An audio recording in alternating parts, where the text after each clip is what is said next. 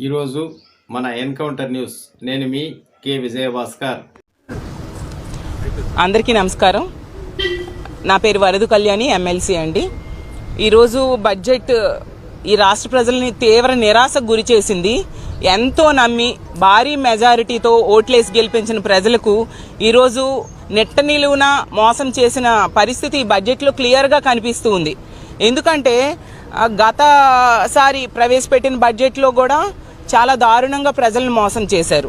ఇది పూర్తి స్థాయి ఇప్పుడు బడ్జెట్ ఇప్పుడు పెట్టారు కదా, ఏదైనా ప్రజలకి మంచి చేస్తారేమో అని చాలా ఆశగా ఆంధ్ర రాష్ట్ర ప్రజలందరూ ఎదురు చూడడం జరిగింది. కానీ ఇంత దారుణంగా మోసం చేయడం నిజంగా చాలా దురదృష్టకరం.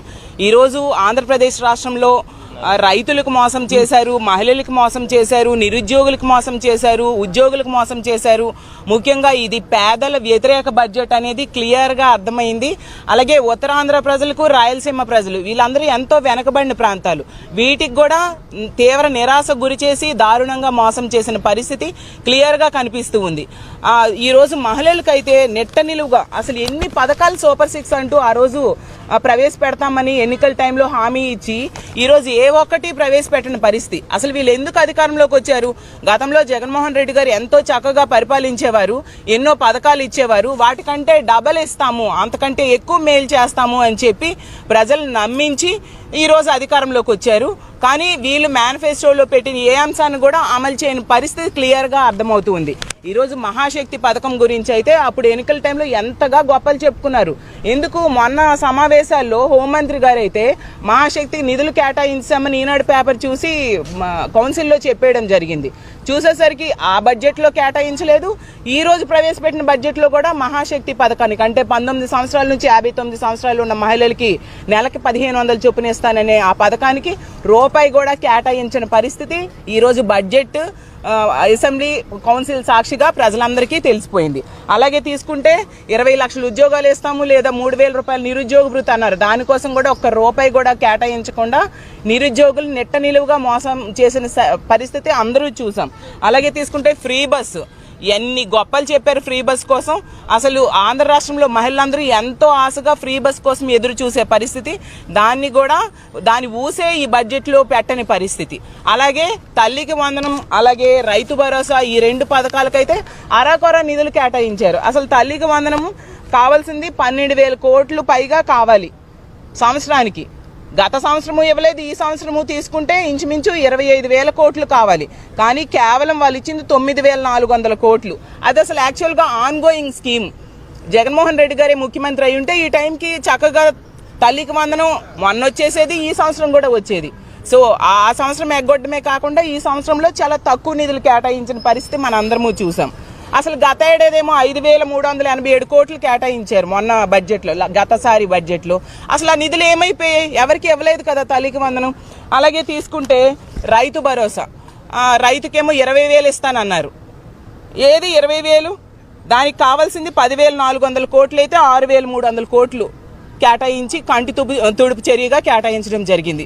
గత సంవత్సరం ఇవ్వలేదు. ఖరీఫ్ అయిపోయింది, రబీ అయిపోయింది, అంటే 20,000 కోట్లు పైగా 2 సంవత్సరాలు కలిపి కావాలి.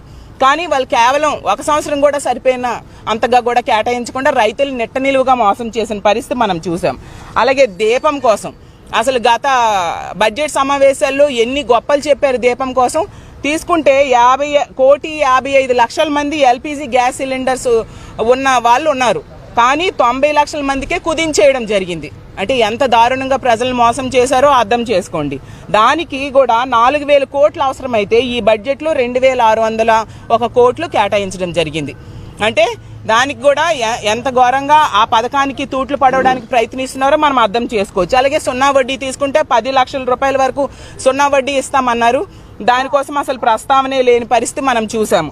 అలాగే ధరల స్థిరీకరణ నిధి కోసం అసలు 300 కోట్లు ఏంటండి? ఏ కొరన సరిపోతుంది? ధరల స్థిరీకరణ నిధి 5,000 కోట్లు పైగా కావాలి. 300 కోట్లు ఇచ్చారు. అంటే నమ్మించిన ప్రజలకి ఎంత నెట్ట నిలువుగా మోసం చేశారు అనే విషయం మనం క్లియర్గా అర్థం చేసుకోవచ్చు. ఇది నిజంగా అంకెల గారడి అనే విషయం క్లియర్గా ఈ రాష్ట్ర ప్రజలకి ఈ బడ్జెట్ని చూశాక అర్థమైంది. అసలు ఎప్పుడు కూడా గతంలో వాళ్ళు బడ్జెట్లో ఏం చేస్తారు, అప్పులేని, ఖర్చులేంటి, ఈ ఆదాయం ఎలాగా ఇవి చెప్పుకుంటారు. కానీ ఈ బడ్జెట్లో తీసుకుంటే ఎంతసేపు కూడా గత ప్రభుత్వాన్ని తిట్టడం, ఈ ప్రభుత్వంలో గౌరవ మంత్రి గారైన లోకేష్ గారి గురించి పొగడ్డం అదే పనిగా పెట్టుకున్నారు తప్ప వీటి మీద కాన్సన్ట్రేషన్ లేదు. పవన్ కళ్యాణ్ గారు బాధపడతారని ఒక్కసారి పవన్ కళ్యాణ్ గారి పేరు ప్రస్తావించారు. ఈ లోకేష్ గారిని పొగడ్డానికి చూపించే శ్రద్ధ ఈ ఇచ్చిన హామీలు అమలు చేయడంలో ఉంటే ఎంతో బాగుండేదని మేము భావిస్తూ ఉన్నాము. అసలు బడ్జెట్ ద్వారా అసలు వీళ్ళ పరిపాలన ద్వారా రాష్ట్రం పురోగమనంలోకి తీసుకెళ్లాల్సింది వీళ్ళు చేసిన పనుల ద్వారా తిరోగమనంలోకి వెళ్లే పరిస్థితి మనం క్లియర్గా చూస్తూ ఉన్నాము.